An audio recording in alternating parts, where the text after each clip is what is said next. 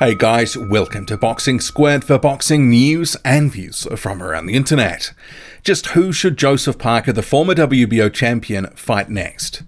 There seems to be a consensus among a lot of boxing fans that it should be Derek Chisora, that it will be Derek Chisora, and even Parker's own promoter says he would like to make that fight. But he said there's a load of fights that make sense for Parker, and some of those names I want to get to in this video, as well as examining the Chisora option.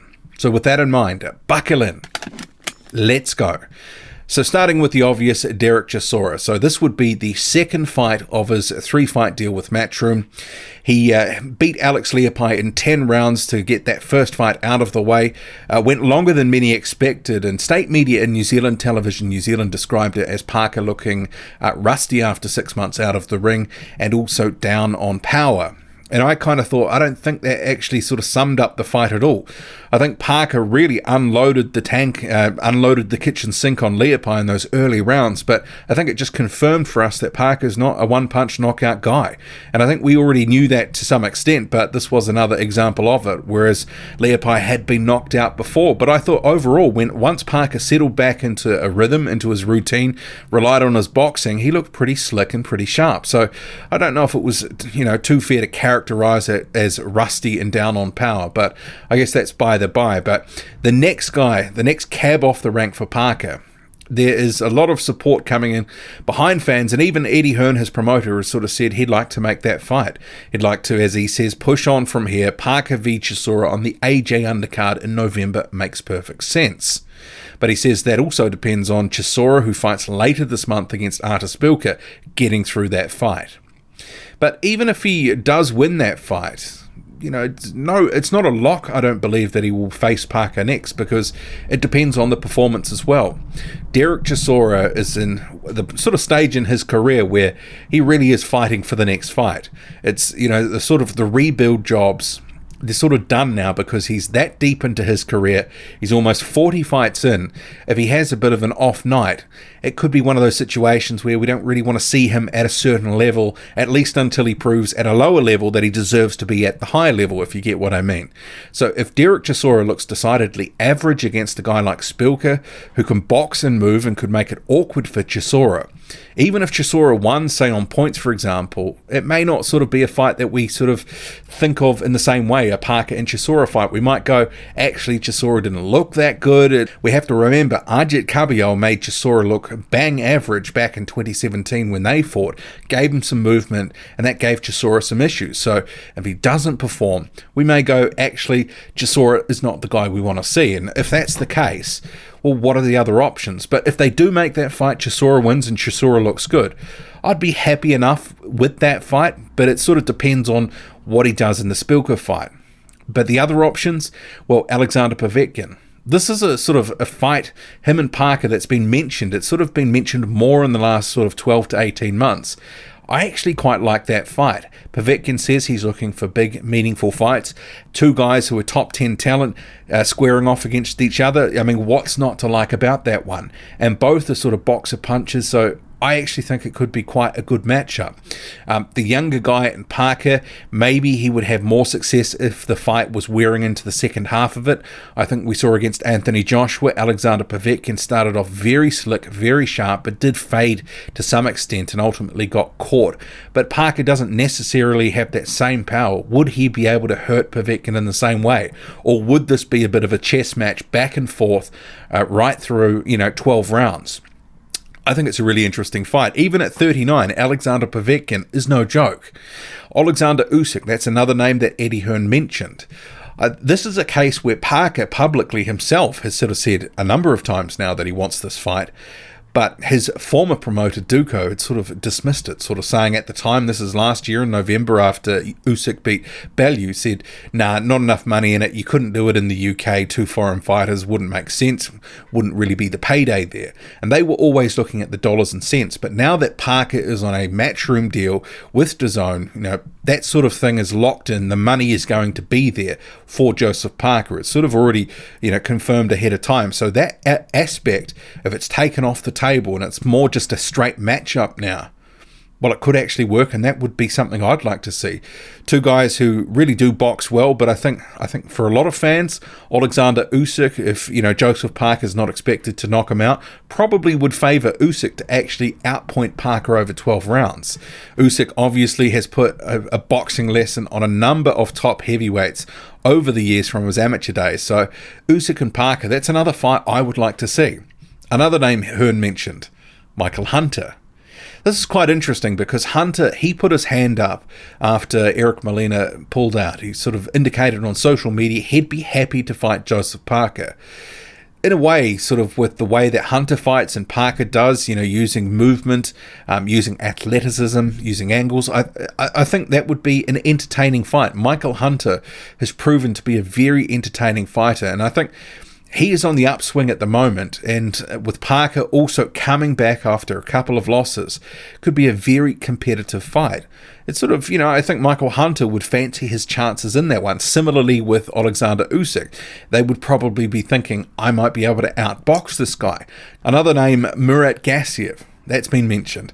Gassiev, former cruiserweight champion, stepping up to heavyweight, first fight at the end of the month against Joey Dawejko. We need to see him get through that. I mean, Dawejko could actually make it tricky and awkward for Gassiev. It's a good test at heavyweight for him. But could that be the next fight for Joseph Parker? I'm not so sure. I think with a couple of these names, you look at the matchups and go, yeah, I'd like to see Alexander Povetkin. I'd like to see him against Usyk. I'd like to see him against Hunter. I'd like to see him against Gassiev. But are they realistic at this point? And what I mean by that is the state of the heavyweight division at the moment, and also the state of Matchroom.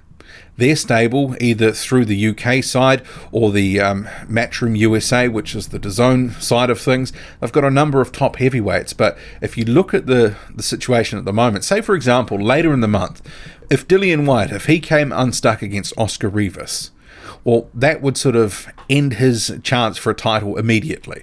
He's sort of on the brink of, he could get a title at any time. Title shot, I should say. And Anthony Joshua, there's no guarantees he wins that rematch with Andy Ruiz Jr. So you need to have some of these guys who are behind them in the pecking order at the moment, because they are, let's face it. You need to have some of these guys on the conveyor belt almost ready to go. And what you see is you have Oleksandr Usyk. He is ready to go. He's got the WBO mandatory spot. So he's the kind of next cab off the rank. So if anything comes a cropper with Joshua or White or whatever, they still have Usyk contending for a title immediately after. And some of these other guys like Michael Hunter, he is kind of, in that vein where they're building him up to a big fight. So he could have one more against a top 30, for example, then all of a sudden he could be in line for a title shot in the next year or 18 months or so.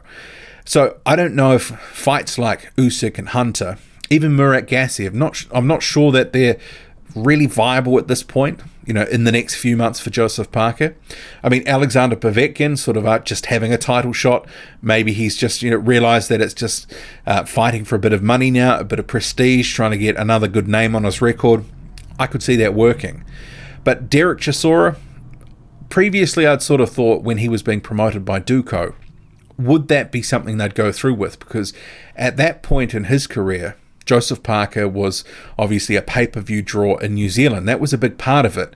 And Duco's strategy was never to pitch him in with guys who had any more than one or two losses if they were doing a pay-per-view back in New Zealand. Even if he was fighting overseas, it's pay-per-view back in New Zealand where I am. So that Alex Leapai fight. So this is a guy, Alex Leapai, off the couch, inactive for the past couple of years. That was $40.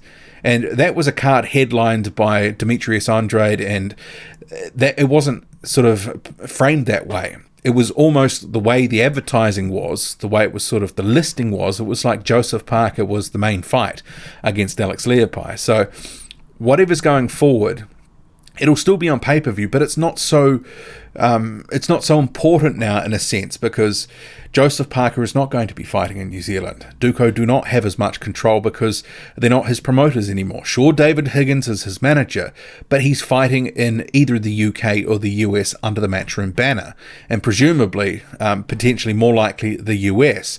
But whatever he's got in his deal, it's locked in terms of a number. So half the issues of working out sort of what he's going to get paid and other bits and pieces, it's done. They don't have to worry about about New Zealand so much to generate his purse because the money's already locked in as part of his deal.